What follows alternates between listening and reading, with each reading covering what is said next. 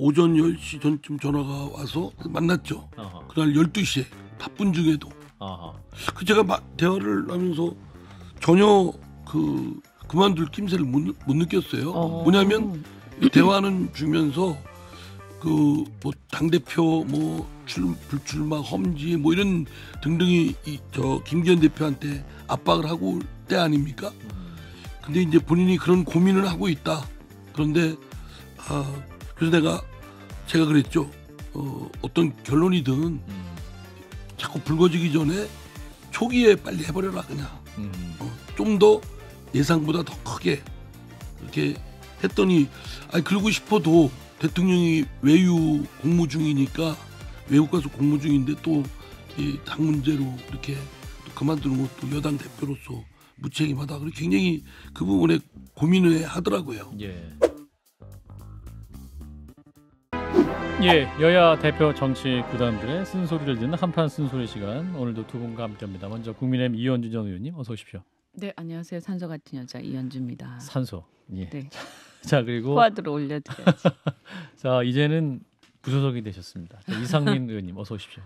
예, 이상민입니다. 어떤 분들은 제가 이제 무소속이잖아요. 무소속이 소속으로 알고 있어요. 그 소개할 때 무소속으로 가셨다면서요. 당연히 무소속이다. 저는 자유롭습니다. 그러니까 무소속이 소속이 아니고 그냥 자유로운. 예, 그렇습니다. 예, 더 자유롭게. 시시비비를 따지고 모르는 것만 하고. 자, 먼저 이제 국민의힘 얘기부터 해볼 텐데, 이제 김기현 대표가 사퇴를 했습니다. 여러 가지 그 후폭풍이 지금 나오고 있고, 이상민 의원님이 그 사퇴 전에 만나셨더군요. 어떤 말씀 나누셨던 겁니까? 그러니까 10시쯤 됐. 그날 그저께죠. 오전 10시 전쯤 전화가 와서 원래 좀 뭐 특별한 용건 때 만난 것이 아니고 원래 제가 열린우당으로 2004년도에 시작했고 김기현 대표는 똑같이 2004년도에 한나라당으로 시작을 해서 나이도 비슷합니다. 평소에 뭐 얘기도 많이 하고 이런저런 얘기 또 하고 그런 사이인데 전화가 와서 만나자고 그래서 뭐 좀 언론 통해서 또 본 거에 따르면 별로 좋은 상황이 아니어서 제가 또 휴머니즘이 또 그득하잖아요. 그래서 이제 누구든지 SOS를 저한테 보내면 다 만나주려고 합니다. 그래서 만났죠. 그날 12시에 바쁜 중에도. 그 제가 대화를 하면서 전혀 그만둘 낌새를 못 느꼈어요. 뭐냐면 대화는 주면서 뭐 당대표 뭐 불출마 험지 뭐 이런 등등이 저 김기현 대표한테 압박을 하고 올 때 아닙니까? 근데 이제 본인이 그런 고민을 하고 있다. 그런데 그래서 제가 그랬죠. 어떤 결론이든 자꾸 불거지기 전에 초기에 빨리 해버려라 그냥. 좀 더 예상보다 더 크게 그렇게 했더니 그러고 싶어도 대통령이 외유 공무 중이니까 외국 가서 공무 중인데 또 이 당 문제로 이렇게 또 그만두는 것도 여당 대표로서 무책임하다. 그리고 굉장히 그 부분에 고민을 하더라고요. 그래서 제가 궁금한 게 하나 있습니다. 그러니까 그때 대화할 때 김기현 대표님이 대표의 입장에서 대표의 미래를 가지고 얘기를 하는 톤이었는지 아니면 그 자리를 잘 모르겠다라고 생각하는 톤이었는지가 너무 궁금하거든요. 그러니까 그날 5시에 사퇴를 선언했는데 12시까지는 전혀 사퇴 의사 없었던 거예요. 5시간 전까지만 해도. 이준석 전 대표를 바로 직전에 만나고 왔다고 저한테 이준석 그러더라고요. 대표를 만나고 이상민 의원을 만나시고. 그래서 이준석 대표를 왜 만나냐고 그랬더니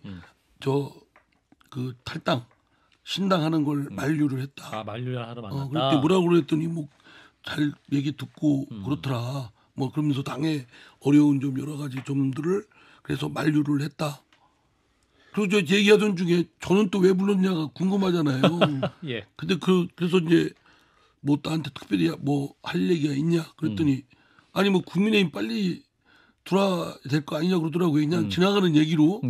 그래서 지금 이제 김기현 대표 본인이 지금 이렇게 지금 하는데 내가 지금 뭘 믿고 지금 그랬죠. 그냥 원래 친하니까 그런 이로 얘기하고 이제 했을 때에도 고민은 스럽고 상당히 막 좀 어떤 한편에서 모욕감 느끼는 그런 부분도 있지만 그렇지만 뭐 그렇게 그만둘 상황이라고 생각되지는 않았어요. 그러니까 약간 의욕적으로 움직였다고 보신 거죠. 내가 뭔가를 그렇죠. 해야 되겠다. 당 대표로서 아니 이준석 당 대표도 만나서 뭐 이렇게 신당 만류하고 그런 거는 그 고민이 그거 아니겠습니까?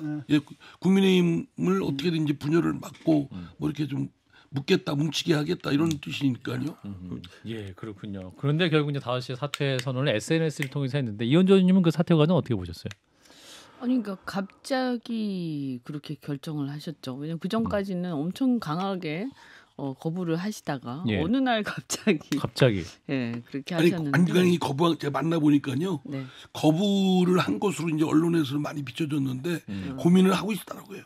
자기가 뭐 국회의원 뭐 저기 했는데 한 번 더 울산시장 뭐 4선 의원인데 뭐 그거를 더 하려고 이렇게 뭐 바둥바둥 되는 것도 아니고 뭐 출마 뭐 이런 것도 아닌데 너무 막 그렇게 몰고 간다 이런 얘기를 하면서 아니 뭐 언제든지 뭐 저기 할 수 있다 뭐 이러는데 그렇다고 또 함부로 이렇게 처신하는 것도 뭐 이렇지 않냐 이런 얘기를 저한테 토로를 하더라고요. 그러니까 고민을 하고 있었던 건 맞습니다. 만약에 이제 그냥 빙의를 해서 생각을 해보면 그 만약에 그날 오후에 그런 글을 남길 것 같으면 보통은 사람들이 잘 안 만나죠. 그 결심이 섰으면. 예. 그죠? 그 변수가 제가 볼 때는 이준석의 SNS 글이거든요. 이준석이 이제 그 사실을 갖다가 만났다는 사실을 갖다가 SNS 그냥 올려버리거든요. 그럴 때 이제 저쪽에서 어떤 공격이 나왔냐면 결국 너도 뭐 이준석 따라서 나가는 거냐, 같이 아파하는 거냐 이런 비난이 나오니까 상당히 신경질적으로 올려버린 거예요. 그러니까 사실은 원래는 사퇴를 하려면은 기자들 모아놓고 내가 왜 사퇴를 할 것이냐, 앞으로 뭘 할 것이냐 얘기를 해야 되는데 그런 절차 하나도 없이 그냥 SNS에다 그냥 툭 해버린 거잖아요. 그게 사실 준비되지 사퇴할 생각은 있었을지 몰라도 그렇죠. 적어도 그러니까 그날 그런 모습으로 거죠. 예를 들면 보통 이제 그렇게 중요한 이제 뭔가 정치 이벤트를 하려면 되게 이제 뭐 전날부터 사람도 안 만나고 이제 칩거를 하면서 장고에 들어가서 뭐 어떤 메시지를 어떤 형식으로 남길 건가를 고민을 한 다음에 통보를 이제 기자들한테 공지를 하고 보통 하는 게 이제 보통은 그런 절차를 그렇죠. 거치죠. 근데 그러니까 이번에 같은 경우 그만둘 갑자기 것 같으면 이렇게 된 거죠. 저희 이준석 그 신당을 만류할 이유도 없겠죠.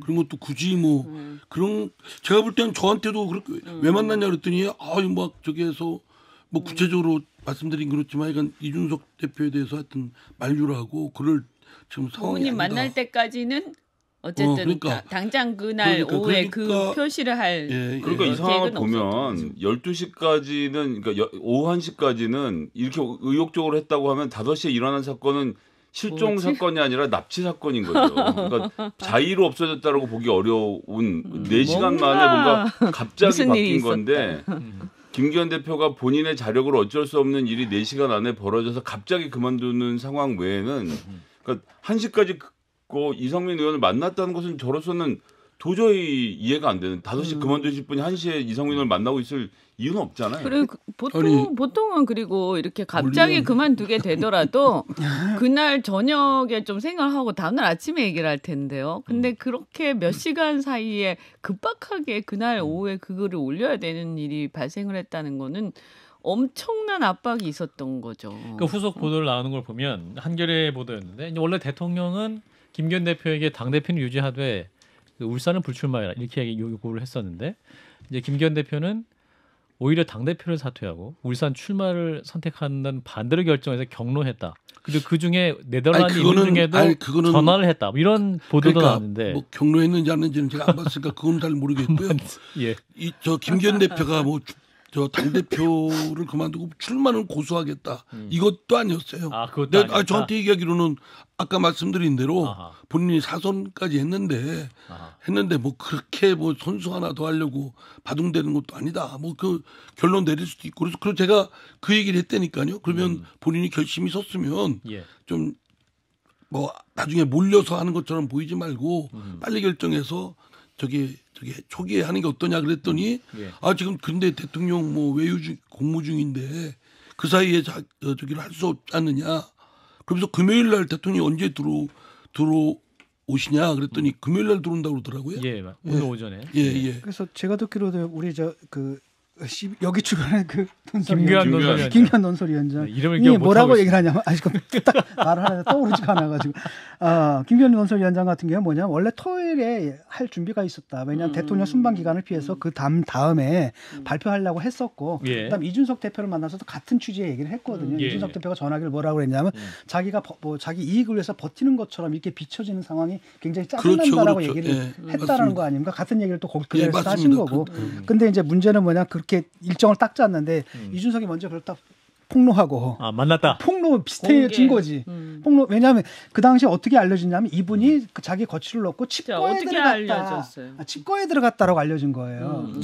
자맹에 들어갔다라고 알려진 상태에서 두 분을 만난 거란 말이죠. 근데 그렇기 때문에 사실은 원래 이제 어느 정도 결단은 서 있는데 그날 할 생각은 없었는데 이준석이 그걸 올려버리니까 그다음에 공격이 들어오니까 그 부분에 대해서 굉장히 화가 났던 거예요. 근데 공격을 하는 건 그건 굉장히 그 사람들 잘 알지도 못하고 아니 정치인이 누군 못 만나겠어요? 만나서 이런저런 얘기하고 또 당대표로서 그 이준석의 신당을 만류하는 건 오히려 정당한 직무집행인데. 그러니까 결국은 뭐냐면 반윤 전선을 만들려고 하는 거 아니야? 너도 밀려나서 뭐 이런 식의 공격을 했거든요. 그러니까 그게 장기화되기 전에 그런 의혹들이 바로 그냥 자기 의사를 밝혔다. 전 여기서 대통령의 불법 행위에 대해서 하나 좀 꼭 짚고 넘어갔으면 좋겠는데요. 한국일보 보도에 따르면 네덜란드 가기 전에 장제원, 김기현 두 사람을 불러다가 불출마를 종용했다는 기사가 나왔다. 나중에 이게 장제원 의원은 빠지고 김기현 대표만 남아 있더라고요. 어쨌건 대통령이 총선을 잘 치를 목적으로 국민의힘의 여당 대표를 불러다가 불출마를 요구했다라고 하면 이건 대통령의 직무 범위를 벗어나기 때문에 이건 그 공직선거법 86조 위반인 상황이고 그렇게 박근혜 대통령 같은 경우 징역 2년 선고를 받지 않았습니까? 그래서 저희가 지금 이걸 정치적으로 논하고 있지만 대통령께서 너무 지금 그 선거에 구체적으로 개입하고 있는 것을 들키고 계세요. 그러니까 이제 그게요. 지금 우리는 너무 당연하게 그 전제로 막 얘기를 하잖아요. 근데 그게 만약에 사실이잖아요. 그러면 헌법에 나와 있는 정당 활동의 자유를 침해하는 행위가 돼요. 그래서 사실 굉장히 심각한 문제예요. 실은 대통령은요. 여당의 전당대회든 대표의 사퇴든 관여하시면 안 돼요. 예. 우린 너무 당연하게 지금 얘기를 하고 있어요. 공식적으로 관여한 적 없죠. 대개 이런 일들은 비공식적으로 이루어지는 거니까. 김기현 대표와 이준석 대표의 만남은 그 두 분이 만난 것 자체는 공개하자 서로 얘기를 했었고 이준석 전 대표가 공개하면 안 되는데 갑자기 공개했던 사실은 아니었던 것으로 정정을 하겠습니다. 자, 이제 이런 상황에서 뭐랄까요? 이제 장제원 의원도 불출마 선언을 했고 이러면서 어떤 윤석열 정부의 개국 공신들이 다 쇠퇴하는 상황이다 이렇게 볼 수가 있을 것 같은데 아직까지 주류로 활동하는 분이 그럼 이철규 인재영입 위원장인 거죠? 그런 셈이네요. 예. 그럼 이분은 여전히 대통령이 신뢰한 유일한 윤핵관 중에 한 명인 윤핵관이었다. 그러니까 이분을 보면 어쨌든 사실은요 실질적인 그 권한을 가지고 봤을 때 당에서는 사무총장이 제일 중요한 거잖아요. 대통령이 만약 당에 관여하려고 마음을 먹는다면. 그런데다가 이분이 사무총장 물러났다가 바로 며칠 만에 인재영입 위원장으로 다시 재등장을 하셨고 지금도 보면 이분에 대해서는 별로 무슨 얘기가 없어요. 그렇죠. 이분이 이제 경찰의 정보라인 출신이지 않습니까? 그리고 대통령하고도 굉장히 가까운 걸로 알려져 있는데 그러니까 저는 이제 다른 분들은 이렇게 쭉 보면요. 사실 정치권 출신들이에요. 그래서 이 권력기관에 대한 이해라든가 이런 권력기관을 권력을 유지하고 확장하고 좀 이렇게 획득하는데 이용하는 어떤 여러 가지 뭐랄까요? 뭐 작전이랄까요? 이런 게 많이 있다고 하면 사고가 굉장히 비슷할 수도 있겠다 서로. 그래서 저는 이 상황은 근데 굉장히 사실은 국민들이 볼 때 만약 그렇다고 한다면 마뜩찮다. 왜냐하면 검찰, 경찰 이런 어떤 정보 이런 일들이 정치와 관련해서 자꾸 중요한 어떤 의사결정에 관여가 되고 그런 역량을 가진 사람들이 주요하게 발탁이 되고 또는 신임이 되고 하는 것 자체가 사실은 굉장히 정근대적인 상황이거든요. 걱정스럽죠, 사실. 자, 이준석 전 대표, 이제 김기현 전 대표를 만난 자리에서는 대통령 한 명 바뀌었다고 이렇게 계속 어떻게 당 대표를 쫓아내고 있는 건 이해가 안 된다 이런 말을 했는데 이제 12월 27일이 거의 한 10일 남은 상황인 것 같습니다. 이준석 전 대표는 그럼 이제 거의 당을 나가는 것은 100%다 이렇게 봐야 될까요? 이상민 의원님? 저는 제가 그 알기로는 예. 이게 물론 이준석 대표의 뭐 확인한 건 아니지만 추론해 보면 여전히 미련을 갖고 있을 것이다 생각합니다. 이준석 대표. 당의 미련을 갖고 예. 있을 것이다. 보통 이렇게 저처럼 용기 있게 잘 못 나와요. 저 정도 되면 진짜 용기 있는 사람이 5선 하셨으니까 용기가 아주 이렇게 보면은 뜻을 저 당내에서 예. 우리 저 이현주 의원도 경험이 있잖아요, 그죠? 이게 막 같이 행동을 공동 결행하기로 딱 맘먹고 먼저 나가 뭐 했는데 야 네가 먼저 나가 그래서 나가 뒤따라갈게. 예. 이게 보면 혼자만 나가 있어요. 동지는 간대없고 탈당 깃발만 나붙고 특히 이게 때문에 웃으면 안 되는 거죠. 예, 웃으면 안 되는 건데. 이 에피소드 이제 모든 사람이 다 아는 것 같아 이제. 예. 그래서 그것이 예. 쉽사리 않고 누구나 그건 저 충분히 인간적 미련도 있고 정치적 인간적. 미련도 있고 정치적 또 미련. 본인도 여러 지금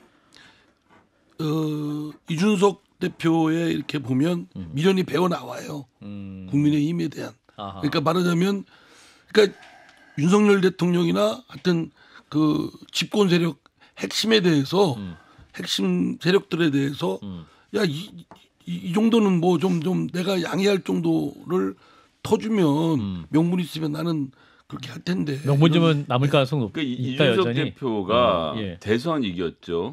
지방선거 지방선거 이겼죠. 그래서 총선만 이긴 본인은 그랜드슬램을 한다라고 생각할 것이기 때문에 가급적이면 당 안에서 하는 그러니까 당 안에 남겠다는 게 아니라 그런 미련이 저도 뭐 의원님과 같은 생각입니다. 그런 점을 좀 했으면 좋겠다 생각 계속 하겠죠 아무래도. 이현주 의원님요. 그러니까 뭐 아무래도 당 대표를 한 입장에서는 예. 미련도 미련이거니와 또 책임감도 좀 있을 것이고 저는 좀 아무래도 당에 대한 생각이 많이 있을 것 같다. 예.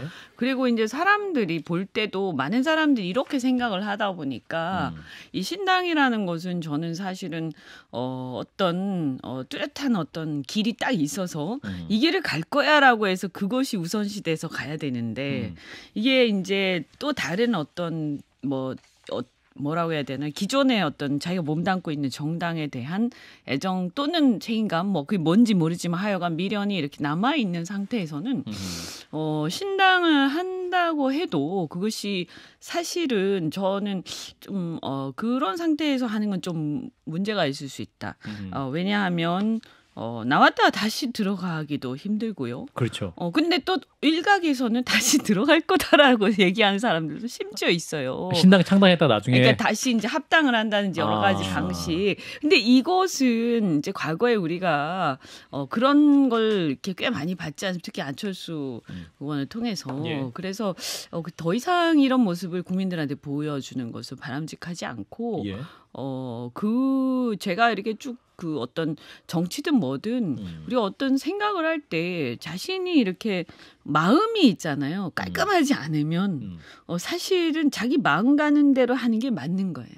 근데 제가 이제 거기에 대해서 한 말씀 드리면 이현주 의원님 한 말씀 드리면 무슨 저희가 담겨 있는 것 같은데 아니 저희도 없어요. 그냥 저는 제 경험을 가지고 말씀을 드리면 정치든 뭐든 이게 그러니까 이거 있잖아요. 자기의 그 것이라고 해야 되나? 자기 마음속에서 겉생각과 마음 부르는 생각과. 대로 이렇게 했을 때 아니, 쉬운 말 그 말 하려고 그랬죠. 무슨 말? 뭐라고 해야 되죠? 쌍기역자 방송에서 못할 말을 하시려고 그런 그거 거죠. 방송에 못하는 말이에요. 예, 아무튼 예. 하여간 자기의 어떤 그 마음 가는 마음 내키는 대로 예. 왜냐하면 그렇게 해야 나중에 후회도 없고 이렇게 남들이 볼 때도 이현주 의원이 그렇게 말하니까 별로 이렇게 싹 와닿지는 않은데 하여간 제가 말씀을 드리면 저도 제가 후회하는 일이 많았기 때문에 정치 얘기를 하는 거예요. 현장에서 있다 후회하는 일이 보면 많았기 때문에 모였다 흩어졌다 모였다 흩어지고 이렇게 졌다 하는 그런 모습은 뭐 물리 세계에도 있고 저 정치 세계는 더더욱 있고 그거를 뭐 선악의 기준이나 미추의 기준으로 볼 일은 아니다.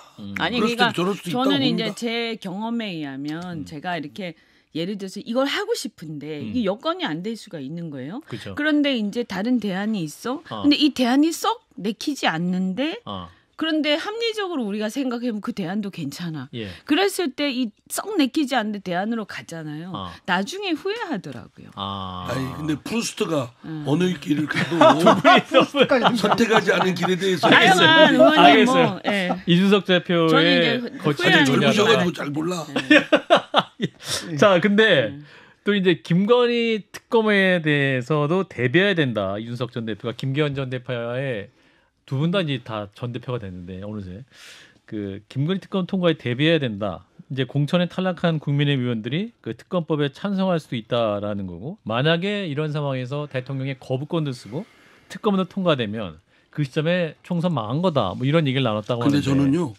뭐 모르겠어요. 그 뭐 어떤 사람들이 반란할지 안 할지 그거 참 그 보면 그 지저분한 얘기니까 그건 이제 저는 안 하겠고요.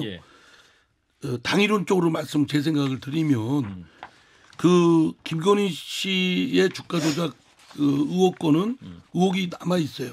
그리고 자꾸 이게 검찰이 수사를 제대로 못하고 결론도 못 내고 지지부진하면서 오히려 증폭을 시켰어요. 물론 국민의힘 쪽에서는 문재인 정부 때도 서슬퍼렇게 샅샅이 조사를 했는데 뭐 나올 게 있느냐. 그러면 특검하면 되잖아요. 그죠? 특검에서 진상을 규명을 해가지고 딱 터는 게 낫죠. 다만 이것이 민주당에서 하려는 의도는 총선 때 정쟁으로 정치적 정량용으로 써먹으려고 하는 겁니다. 실체 규명보다는 사실 계속 이 약한 고리라고 생각해서 김건희 씨 문제를 특검이나 뭐 이런 거 해가지고 불거지게 해서 총선 때까지 가겠다. 이런데 그러면 어떻게 되냐. 제 생각은 진상 규명도 필요하고 정량용으로 쓰는 것도 차단시켜야 되고 그러면 특검을 하되 총선 이후로 그렇게 합의하면 저는 괜찮을 거라 봅니다. 민주당도 이거를 정량용으로 사실은 제가 민주당에 있어서 말씀을 좀 드리면 내부 고발은 아닙니다. 그러나 실제로 다 짐작하듯이 정량용이에요. 총선용이고. 그리고 지금까지 계속 그런 식으로 끌고 왔어요. 그러니까 그거는 별로 그렇게 신사적이지가 않아요. 그러면 이제 그 제가 볼 때는 그렇게 해서 대통령이 받으시면 되겠네요. 그죠?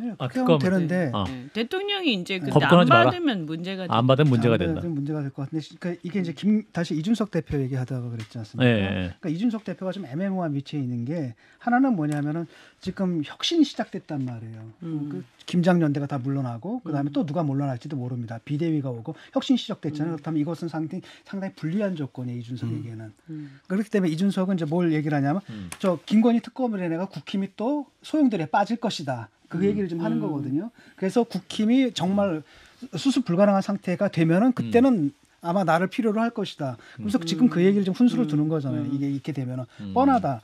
딱 해놓으면은 뭐냐 이거 언제든지 송부할 수 있는데 그걸 갖다 시간을 잘 거란 말이에요. 민주당에서 저쪽에 공천 끝난 다음으로 계속 끌고 이런 전략 여기에 대해서 어떻게 싸우느냐 이런 부분이고 이준석은 뭐라고 그랬냐면 내가 선대위원장을 맡는다 해도 110에서 120석이다. 이건 문제는 뭐냐면 그런 마음이 있다는 거거든. 근데 기대치를 높이지는 말아라. 라고 하는 거고 돌아가고 싶어하는 거예요 지금도. 그러니까 이런 거예요. 제가 이렇게 볼 때는 그 사실은요 이 신당이 목표다라고 한다면 어떤 제3의 길을 가겠다. 그 길을 너무 가고 싶다. 그러면 그 길로 머릿속이 가득 차 있을 거거든요. 그러면 당의 문제는 조금 이제는 머릿속을 좀 떠나게 되죠. 물어보면 얘기는 하겠지만 그렇게 크게 관심 가질 이유가 없거든요. 이 신당을 제대로 하는 게 더 중요하기 때문에 이걸 어떻게 하고 내가 생각하는 길은 무엇이고 이걸 지금 뭐가 문제이기 때문에 이 신당은 이렇게 갈 것이고 이 얘기를 주로 할 텐데 이제 당에 그래도 뭔가 관심과 애정이 있기 때문에 자꾸 얘기를 하는 거고 그것을 이제 국민 국민들이 느끼는 거죠. 예. 느끼는 건데 저는 어쨌든 아까도 말씀드린 것처럼 제가 그때 미래통합당 그때 통합할 때 참여를 했어요. 그런데 사실은 어떤 제가 가고 싶은 길이 있었단 말이에요. 예. 근데 그때 사실 현실적인 어떤 그 뭡니까 저 위성 정당 막 만들고 하는 그 그렇죠. 속에서 예. 현실적 선택을 했단 말이에요. 예. 근데 그 이후에도 보면 현실적 선택을 계속 타협을 계속 해왔거든요. 예. 그러면서 일정하게 상당히 나중에 그것이 뭐 저한테 개인적으로 이득이 됐을 수도 있고 안 됐을 수도 있지만 예. 나중에 개인적으로는 저는 굉장히 후회가 됐었어요. 네, 그래서 뭐 정치를 하면서 사람마다 다를 수 있는데 저는 어쨌든 자기 길을 가고 싶은 게 있으면 그 길을 가고 만약에 이 당을 혁신하고 싶은 게 진심이다라고 하면 뭐 사실 공천 못 받으면 어떻습니까? 국민의힘 혁신하는데 기여하겠다라고 하는 것도 방법이에요. 특검 관련된 오해를 간단하게 좀 풀고 왔으면 좋겠는데 작년 7월에 한동훈 장관이 이 사건 곧 수사가 종결된다라고 말했고 그때 종결했으면 지금까지 특검을 끌고 자시고 총선에 맞춰서 민주당이 시기를 맞출 방법이 없었습니다. 근데 예. 그때부터 시작해서 1년 5개월을 끈 책임을 민주당이 지라고 하는 것은 좀 부당하다고 생각합니다. 아니 수사를 끝냈어도 특검하자고 했을 거예요. 그럼 가정인데다가 작년 7월에 작년 7월에 소환해서 조사해서 끝냈으면 국민의 절반은 동의 안 했을 건데 지금 특검에 대해서 70%에 가까운 국민들이 동의하고 있지 않습니까? 제가 또 숫자를 말해서 정말 죄송한데 어쨌거나 이것은 한동훈 장관이 한 거짓말에 대해 책임을 질 문제지 왜 그걸 민주당이 지금 어떻게 시기를 맞춥니까? 책임 문제를 거론하는 게 아니고 특검 얘기했을 것이다 정량용으로. 그건 당연한 거고. 그거는 뻔한 건데 자꾸 작년 8월에 수사를 마무리 지었으면 작년 8월에 특검을 걸었으면 올해 12월까지 가져오질 못하죠. 1년 아무리 제가 볼 때는 정당이요. 크게 말씀해 주세요. 친명의 핵심이라. 정당이 어떤 문제를 헤쳐나가는 데 있어서 이 특검이 전혀 얼토당토 않은 얘기는 아니잖아요. 근데 이것을 언제 어떻게 전략적으로 할 거냐 하는 정략적 판단은 뭐 정당 당연히 하는 거죠. 제가 볼 때는 그러니까 국민의힘에서 특검 하겠다. 대신 정량용으로 하는 건 차단하기 위해서 총선 이외하자. 그러니까 깔끔하게 정리될 것 같아요. 그냥 다만 대통령은 수용하고 국민들은 무엄하다는 얘기가 나올 겁니다. 국민들은 아마 제가 이렇게 보면 특히 중도층에서 이런 생각 많이 하는 것. 아니 많은 사람들이 특검해야 된다고 생각해요. 그 여론조사 말씀하신 것처럼. 근데 하기로 했다가 연기됐잖아요. 응? 그 왜 자꾸 연기되지? 하려면 빨리 해야지. 이렇게 생각해요. 그럼 연기되는 이유에 대해서 국민들도 상상을 해요. 그래서 이것은 하기로 하면 하는 것이고 이거를 자꾸 연기를 하고 그러면 뭐 예를 들어서 국민의힘 쪽에서는 이상민 의원님처럼 얘기하실 수 있어요. 하지만 민주당이 연기를 한다라고 하면 국민들이 볼 때는 무슨 생각을 하는 거지? 이런 생각을 하는 거예요. 왜냐하면 이 얘기가 안 나왔으면 모르겠어요. 그렇죠?